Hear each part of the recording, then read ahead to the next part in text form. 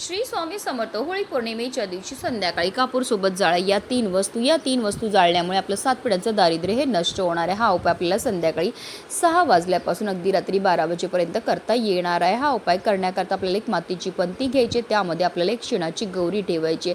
त्या शेणाच्या गौरीवर आपल्याला 5 भीमसेनी कापूरच्या वड्या ठेवायच्या, तसेच आपल्याला 5 लवंगा आणि 3 हिरव्या वेलची सुद्धा ठेवायच्यात. आता आपल्याला थोडेसे काळे तीळ, थोडीशी पिवळी मोहरी आणि 11 उडदाचे दाणे आपल्या उजव्या हातामध्ये घ्यायचे. आणि आपल्या घरामध्ये जेवढे पण सदस्य असतील त्या प्रत्येक सदस्याच्या डोक्यापासून पायापर्यंत 7 वेळा या वस्तू आपल्याला उतरवायच्यात आणि त्यानंतर या मातीच्या पंतीमध्ये नेऊन टाकायच्यात. हा संपूर्ण उपाय आपण देवघरासमोर बसून करणार आहेत.